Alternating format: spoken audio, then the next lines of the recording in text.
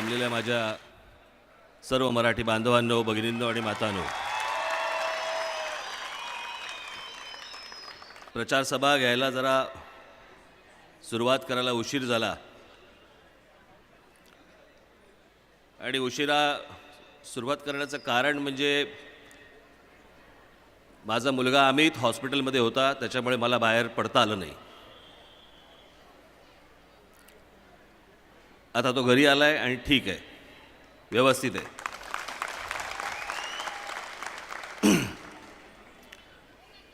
आणि म्हणून मला त्या सगळ्या अख्ख्या गेल्या 7-8 दिवसामध्ये काही मला हालचालच करता आली नाही.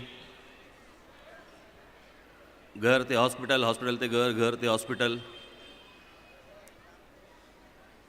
पण या काय बातम्या काही लपून राहत नाहीत.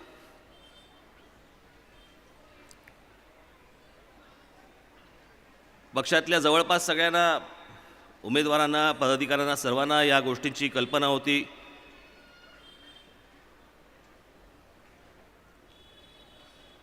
आणि कल्पना असून देखील मी मैदानात नसताना देखील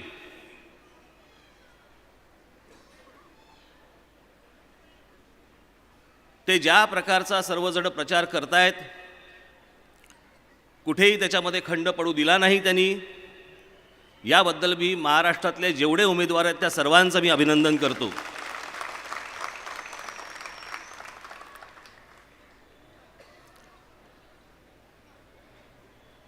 मला अनेक फोन आले, अनेक काय बोलायचं काय, काय सांगायचं काय. आणि ते म्हणतात ना, जेव्हा संकट येतात ना तेव्हा ती चारी बाजूनी येतात, ते काय एका बाजूनी येत नाही.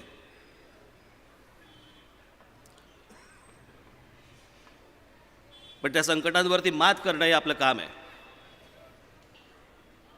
आणि आजपासून म्हणून मी या निवडणुकीच्या मैदानात परत उतरलेलो आहे. आज माझ्या 2 सभा आहेत. उद्या ठाणा आहे, परवा पुणे आहे, मग नाशिक आहे, परत मुंबई आहे.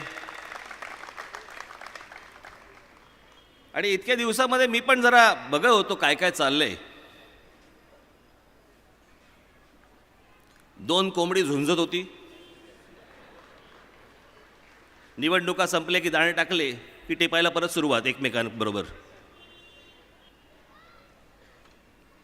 आणि करमणूक खूप झाली. मला असं वाटतं करमणूक आता रोज वर्तमानपत्रातनं, चॅनलमधनं तेच तेच तेच तेच तेच तेच बोलतायत. मला काल असाच एक गोष्ट जुनी आठवली. आत्ताची एकूण परिस्थिती पाहता,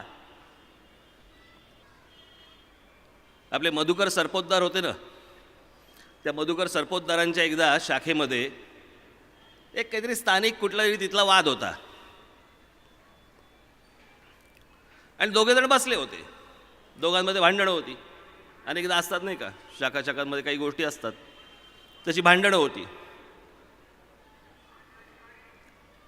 आणि मधुकर सरपोतदार ते भांडण मिटवायला बसले होते. ते इतकं पराकोटीला गेलं प्रकरण की त्यातला एक जण बोलला, दादा तुम्हाला सांगतो, हा ना वेश्यांकडे जातो. त्याच्यावर दुसरा बोलला, दादा हे काहीच नाही, हा तर वेश्या विकतो. त्याच्यावरती सरपोतदार बोलले, पण ह्याचा पक्षाशी काय संबंध. आज जी भांडणं चालू आहेत शिवसेना भाजपमध्ये, त्याचा मुंबई महानगरपालिकेशी काय संबंध आहे. काही संबंध नाही. तुमच्या जगण्याशी काही संबंध नाही त्याचा.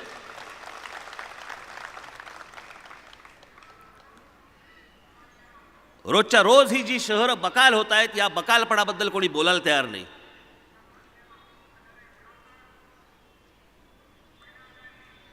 आणि म्हणून जरा थोडंसं करमणूक कमी, म्हणून जरा म्हटलं प्रबोधन करावं, थोडंसं विचार करावं होतो काय काय गोष्टी असतात. काही दिवस या सगळ्या भागात पट्ट्यात येणं झालं नाही मला. 7-8-10 दिवसात होर्डिंग्स बघत येत होतो, भारतीय जनता पक्षाची आणि शिवसेनेची. मुख्यमंत्र्यांचं पोस्टर लागलेत.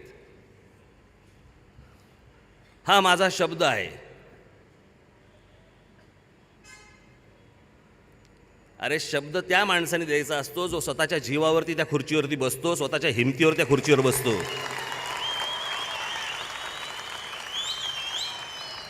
बसवलेल्या माणसाने शब्द द्यायचा नसतो. हे बसवलेले आहेत, है ना. उद्या उचललं आणि बाजूला केलं आणि दुसऱ्या माणसाला आणलं, तुमच्या शब्दाचं काय करू? सुरनळी करून का पुंगी वाजवू त्याची?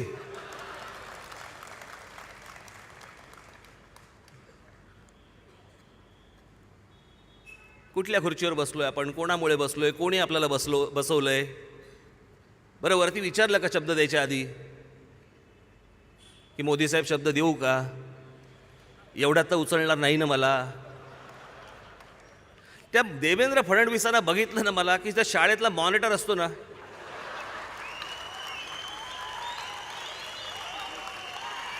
शिक्षिकांनी प्रश्न विचारल्यावरती बरोबर उत्तर देणार असतो. म्हणजे 68.6 इतक्या वेळेला आपण सगळ्या गोष्टी. आणि तो मॉनिटर म्हणजे कोण मॉनिटर माहिती आहे? जो शिक्षिकांचा लाडका असतो आणि विद्यार्थ्यांचा नावडता असतो.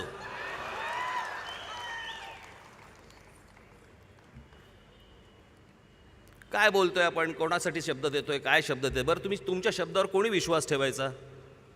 मागच्या वेळेला कल्याण डोंबिवलीला गेले, तिकडे बोलले मी तुम्हाला 6,500 कोटी रुपये देईन. 6.5 रुपये नाही दिले अजूनपर्यंत. हे शब्द देणार कोण? यांच्या शब्दावरती विश्वास ठेवेल? नुसता माणूस भला असून चालत नाही हो. त्या दिवशी बोलता बोलता बोलता बोलता आवाज बसला भाषण करताना. कशासाठी? माईक आहे ना आपल्याला, ओरडायला कशाला लागते? त्या ती शिवसेनेची होर्डिंग्स, काय आरोग्य योजना करणार, ही योजना आणणार, ते करणार, आणणार. केलं काय ते सांगा.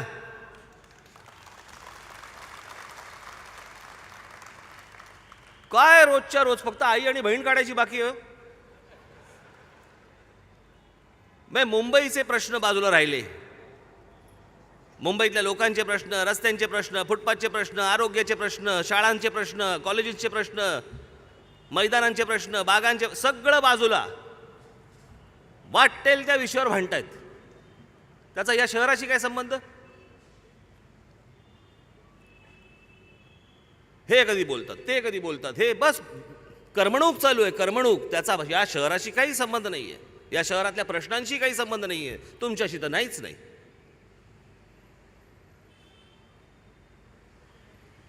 आव काय आणतात ते माहिती आहे? भांडणं होती माहिती आहे, झगडे होतात आणि झगडे झाल्यानंतर माहिती आहे, सोड, तू सोड, मला तू सोड. धरलं कोणीच नसतं. कोणाला सांगतोय सोड? कोणी धरलंय तुला? सरकारचा पाठिंबा काढून घेईन. मग घ्या. कोणी अडवलंय? कोणी थांबवलंय? आणि सरकारचा पाठिंबा काढून घ्यायला परत निवडणुका या महाराष्ट्रावरती लावायला काय असं झालं काय? तुम्हाला त्रास होतोय, तुम्हाला अपमान वाटतोय, तुमचा अपमान होत असेल म्हणून तो भुर्दंड लोकांनी भोगायचा, तो द्यायचा, महाराष्ट्रातल्या लोकांनी द्यायचा.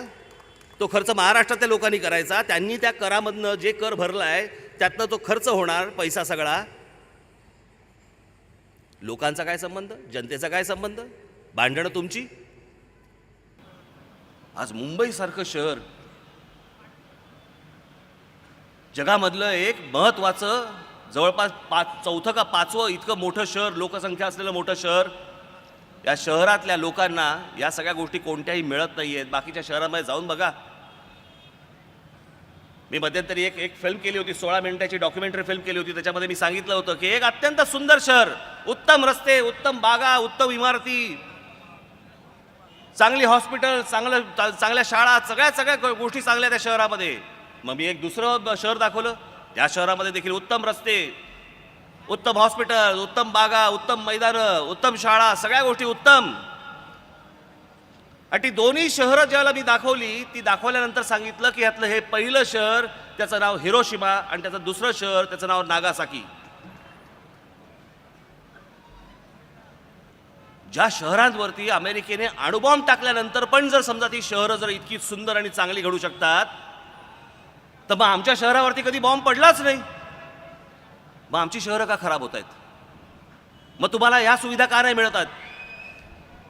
तुम्ही स्वतः पैसे भरून सगळे कर भरून देखील तुम्हाला ह्या सगळ्या गोष्टी मिळत का नाही आहेत याचं कारण तुम्ही विचारतच नाही आहात. तुम्ही प्रश्नच विचारत नाही आहात, तुम्ही रागावत नाही आहात, तुम्ही चिडत नाही आहात, तुम्ही काही बोलत नाही आहात. निमूटपणे सकाळी फक्त उठताय, कामावर जाताय आणि संध्याकाळी घरी येताय. पण या राजकीय पक्षांना हे तुम्हाला विचारण्याचं धाडसही होत नाहीये आणि हेच होत नाहीये म्हणून हे माजले, म्हणून हे असा कारभार करू शकले किंवा करू शकतायत. हे शहर जर उत्तम करायचं असेल, मी तुम्हाला आता दाखवलं, मी केलेलं दाखवलं, मी सिद्ध केलेलं दाखवलंय तुम्हाला. ही संधी आज तुम्हाला पण आलेली आहे. याच प्रकारच्या गोष्टी याहून किंबहुना याहून शतपटीने जास्ती अशा गोष्टी मी या मुंबई शहरात सिद्ध करून दाखवू शकतो. पण त्या सिद्ध करण्याच्या अगोदर प्रयत्न तुम्हाला करायला लागणार आहे की हे या शहराचं नेतृत्व हे राज ठाकरेच्या हातामध्ये तुम्हाला देणं गरजेचं आहे. ही महानगरपालिका राज ठाकरेच्या हातामध्ये देणं गरजेचं आहे. ती द्याल तर ह्या सगळ्या गोष्टी घडू शकतात. पुढच्या येणाऱ्या भावी पिढ्यांचा विचार करून या शहराचा विकास आपल्याला करता येऊ शकतो आणि हे घडू शकतं. आणि म्हणून येत्या 21 तारखेला जी संधी आलेली आहे ही संधी वारंवार येत नाही. प्रत्येक गोष्ट ज्याला जाते हातातनं निसटते ती 5-5 वर्षासाठी जाते. तुमच्या आयुष्यातली 5-5 वर्ष वाढतायत, 5-5 वर्षांनी तुमची वय वाढतायत. ही 5-5 वर्ष देता देता ह्यांच्या हातामध्ये तुम्ही 25 वर्ष दिलीत. 21 तारखेला तुमच्या हातात संधी आलेली आहे. माझे सगळे जेवढे नगरसेवक आहेत हे सगळे नगरसेवक असं पकडा की ह्यातला प्रत्येक नगरसेवक, प्रत्येक उमेदवार हा राज ठाकरे आहे आणि त्याला राज ठाकरे म्हणून तुम्हाला मतदान करावं लागेल आणि हे शहर मला माझ्या हातामध्ये तुम्हाला द्यावं लागेल, तरच या शहराला काही भवितव्य असेल. अन्यथा जसं आहे त्याच्याहून खराब होत जाणार, त्याहून घाणेरडं हे शहर होत जाणार, हे अजून गचाळ होत जाणार आणि हे फक्त पैसे खात राहणार. या सगळ्या ठिकाणी नुसते पैशांच्या गोणी ओततायत, पैशांच्या गोणी ओततायत आणि हे पैशांच्या गोणी ओतत असताना एका ठिकाणी महाराष्ट्र नवनिर्माण सेनेचं काम मी तुमच्या समोर ठेवलेलं आहे, एका ठिकाणी त्यांचा पैसा आहे. निवड तुम्हाला करायची आहे की अशा प्रकारचं मुंबई शहर आपल्याला उभं करायचं आहे का यांचा पैसा उभा करायचा आहे. यातला विजय कोणाला मिळणार आहे, यातलं यश कोणाला मिळणार आहे, कामाना मिळणार आहे का पैशांना मिळणार आहे, हेच मला 23 तारखेला बघायचं आहे. ही संधी आता 21 तारखेला तुमच्या हातामध्ये आलेली आहे. 21 तारखेला कुठेही न डगमगता, कुठेही बाकीच्या प्रलोभनांना तुम्ही न बळी पडता माझ्या महाराष्ट्र नवनिर्माण सेनेच्या रेल्वे इंजिन या निशाणीवरती आपण बटन दाबून माझ्या सर्व उमेदवारांना आपण प्रचंड मताने विजयी करावं असं एक आवाहन करतो आणि आपणा सर्वांची मी रजा घेतो. धन्यवाद. जय हिंद, जय महाराष्ट्र.